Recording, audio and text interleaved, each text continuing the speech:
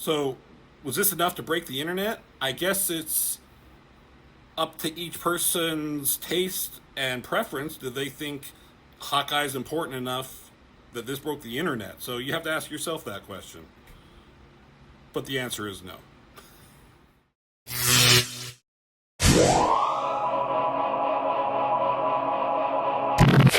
Hey everyone, welcome back to Norton Man Reviews, and we are looking at House of M, number 3, one of Marvel's, I feel, most underrated crossover events. Now, when you think of Marvel crossover events, you probably think of Civil War, Infinity Gauntlet, the original Secret Wars from the 80s, that kind of stuff.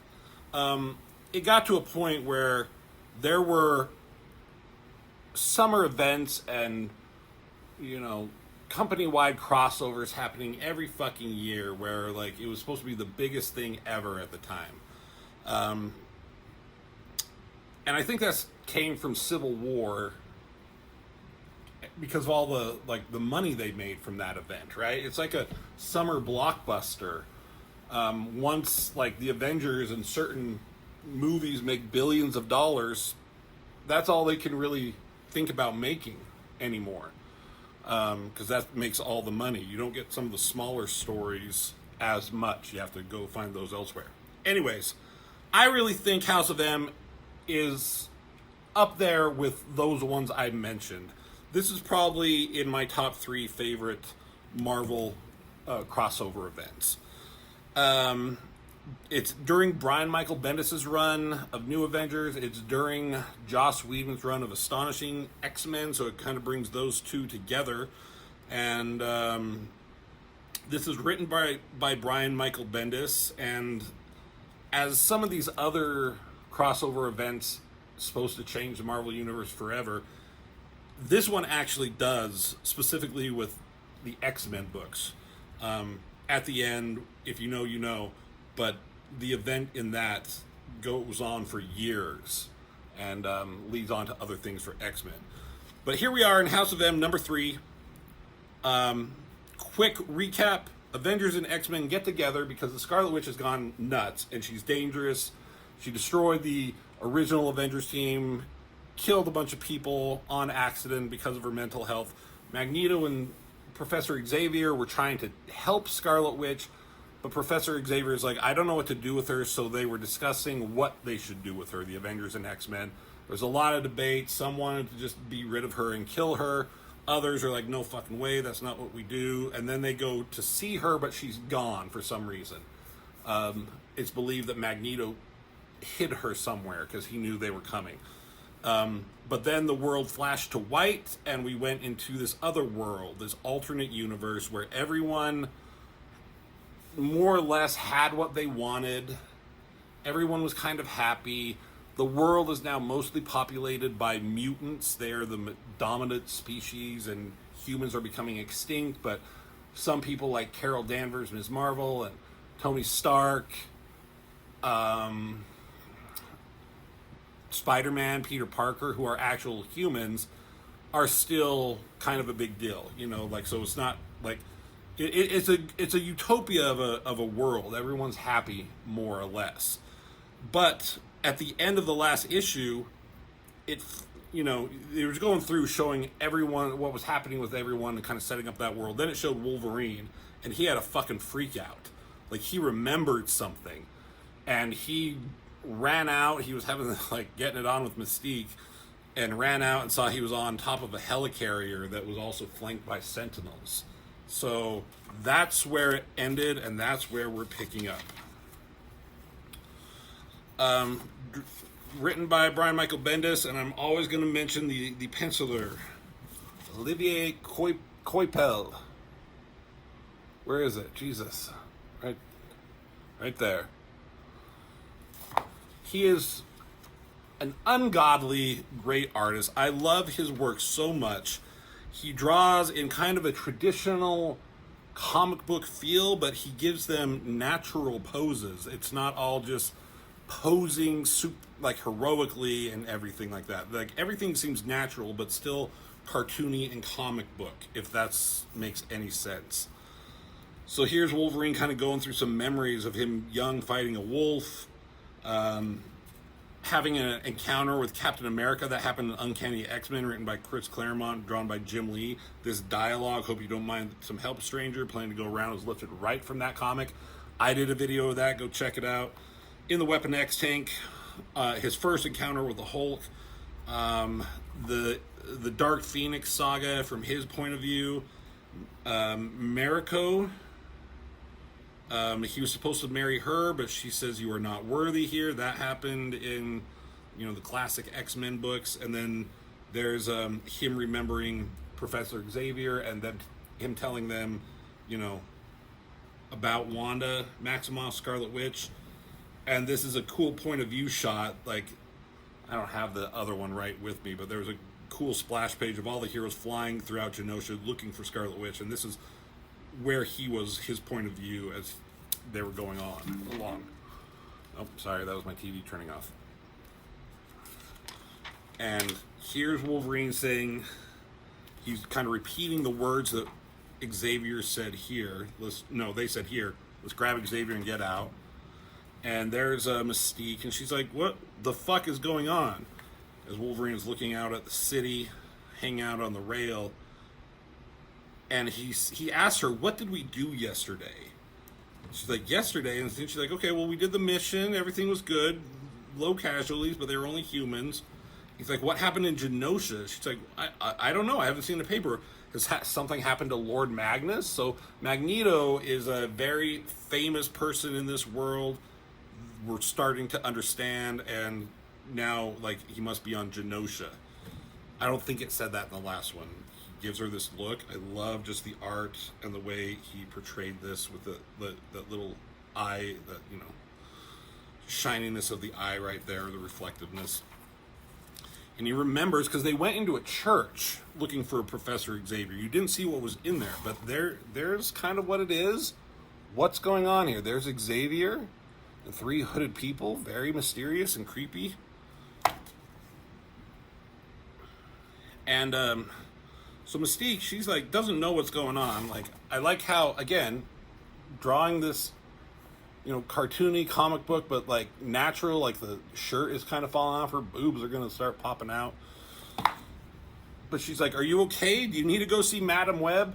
Listen, no one needs to go see Madam Web. Don't go see that movie. I haven't seen it, and just don't go see it.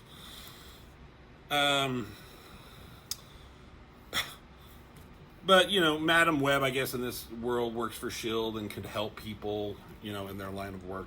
But I just love, Wolverine just jumps off, just yeets himself over the railing, off the helicarrier, and is falling. She's looking.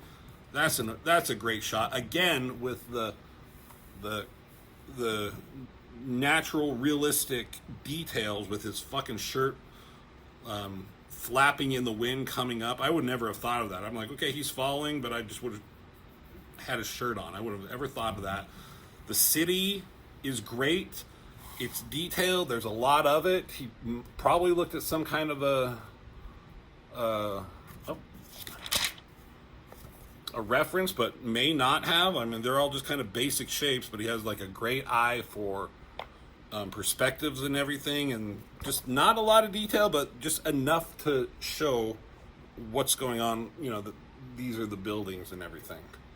And he's falling fast. He has a healing factor and a fucking adamantium skeleton, so he can do the shit. Slams into a side of a building. Still great shit. Details with the city. I love this, the shadow on this one. I don't know if that was him or the inker or colorist or whomever. But he struggles to pull his ass up. And he just sees, looks like his Times Square, but a different reality. There's Alison Blair, Dazzler, she has a talk show. There's Simon Williams, he's a famous actor. There's Mary Jane Watson, famous model, actress. Spider-Man is a hero to everyone. Everyone knows who Spider-Man is. There's Sentinels flying through. And Wolverine is just like, what is going on? He does not know what's happening, but why does Wolverine, of all the people, why is he the only one acting this way? So, there's the Pulse, which was a That was something Brian Michael Bendis did. It was like a newspaper. It wasn't the Daily Bugle. But he had it in one of his other books, right? The Pulse. House of Magnus, big day. There's Captain Marvel. Oh, they called her Captain Marvel even way back then. That's cool. So then there's a bunch of articles in this magazine. And this is what Wolverine is looking at to kind of give him information on the world.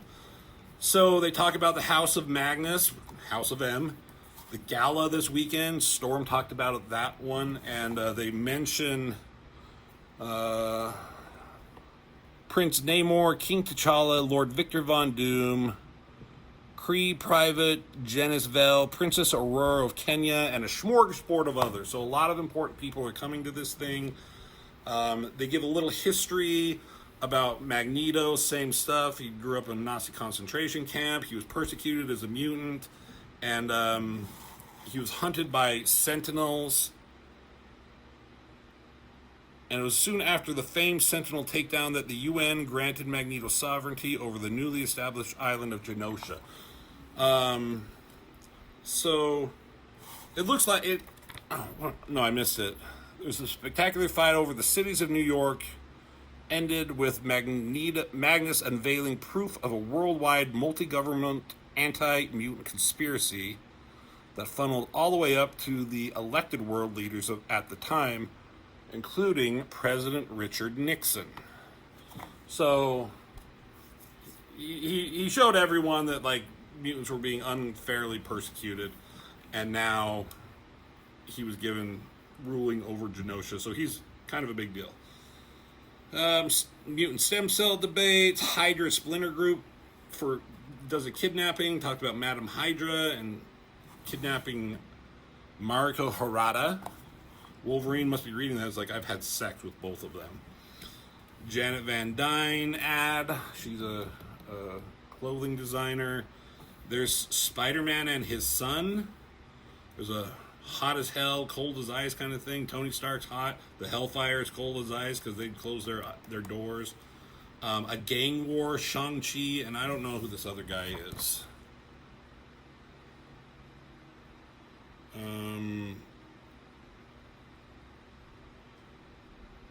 The Dragon Group led by Shang-Chi and the Wolfpack Group led by Rafael Vega. I'm not sure who Rafael Vega is. And there's Kazar, gets Asylum, and just some other stuff, like little ads and stuff. Kind of a fun way of adding a little bit more world building as Wolverine learns about this as we do. And he's reading it at the newspaper stand. He's like, hey, you gotta fucking buy that? Guy comes by on a bike. Wolverine sees him. He's like, nothing personal. I just need the bike. Socks him in the fucking mouth. Does the old He-Man punch. Pow! Flattens his ass out. Drives off, right? So now, later that night, they give the address here. 1407 Gray Malkin Lane, Salem Center, Westchester County. That's where the X-Mansion is supposed to be. Wolverine's there. He's scouting out the place. He's in the shadows. He's in the bushes. He's checking out everything. He's sniffing along. He's sneaking in at night. He's going through the mansion. He looks into rooms. Sees this young kid sleeping. Great art. The coloring is selling the mood and tone. Goes to this husband and wife or whoever, and this guy, and Wolverine puts his hand over his mouth to stifle him. It says, "Where's Charles Xavier?" Creepy look on Wolverine's face. Can't show it properly without hitting the camera. Sorry. In the shadows, that would scare the fuck out of you if you woke up to someone like that, right?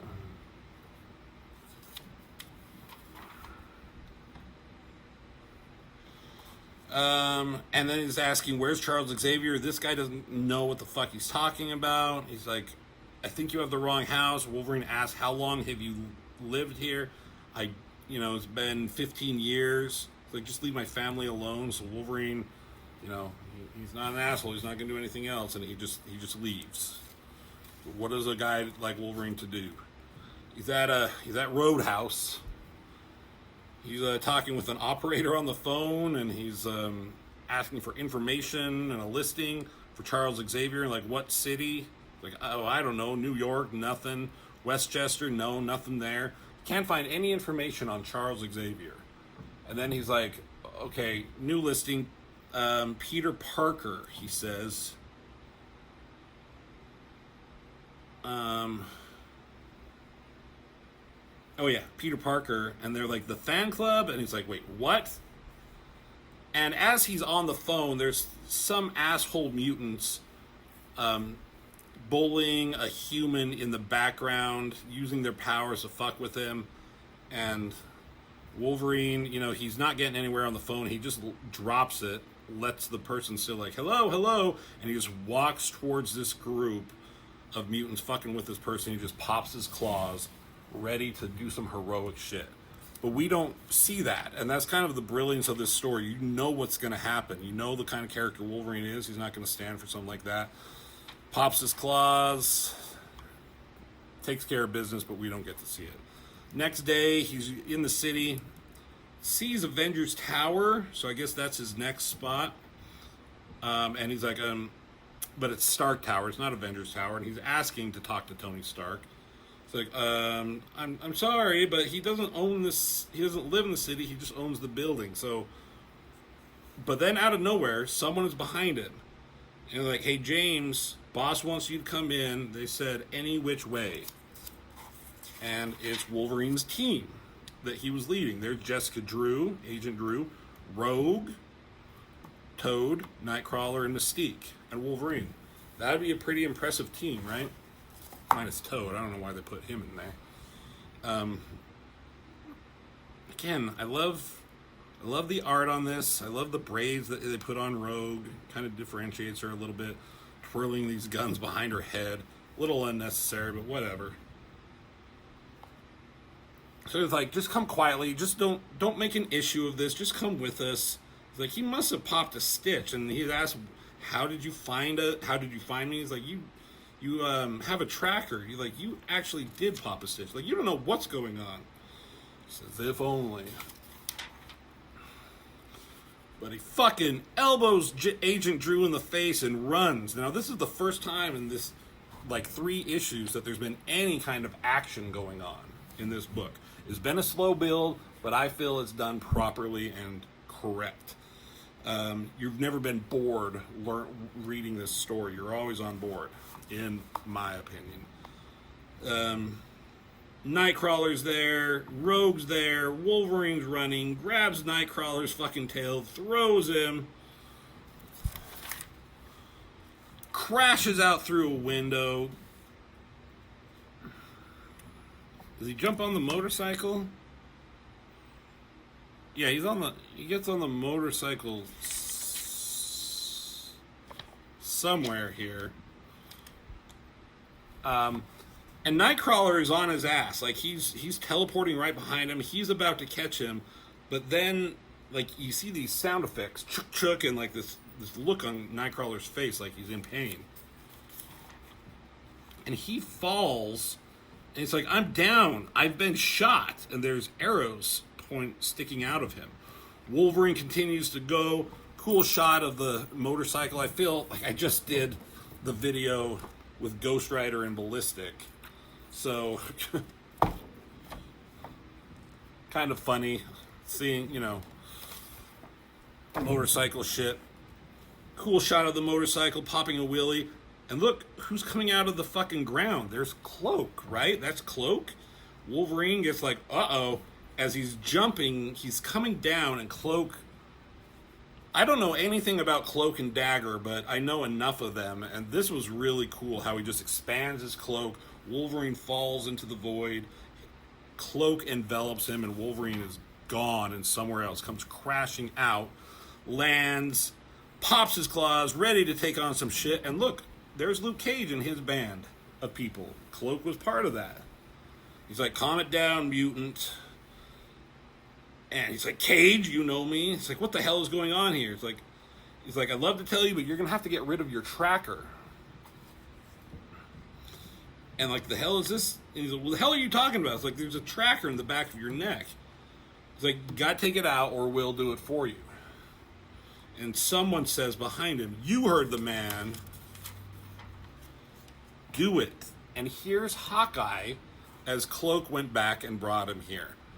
Now, Hawkeye has been dead for several years. Brian Michael Bendis killed him off in the Avengers Disassembled storyline. Well, Scarlet Witch killed him. But I guess everyone was freaking out over that. You can't kill Hawkeye. Rubble.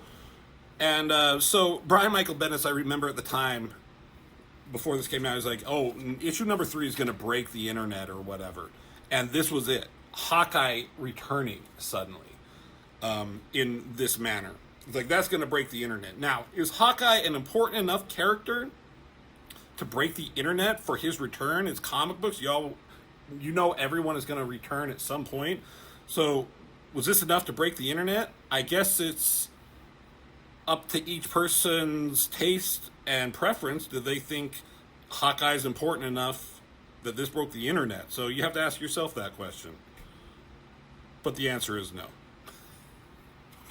There's the end of the issue number 3. Cool stuff. I love that Wolverine kind of became the point of view character for a bit, and it makes sense because in this world, since everyone got what they want, Wolverine got all his memories. That's all he's wanted for a long time, is to know his true past, and so that meant he also knows his true past of the true reality. So he's the only one who knows. So he's going to be the catalyst for returning everything to normal. So we'll get into the rest when we do issue 4 in an upcoming video. I hope you're enjoying the series as much as I am. It's fun going through these again. It's been a while since I looked at them, but I always love the story. I love the art, and I love this House of M. So hit that like and subscribe button, and I will see you in the next video.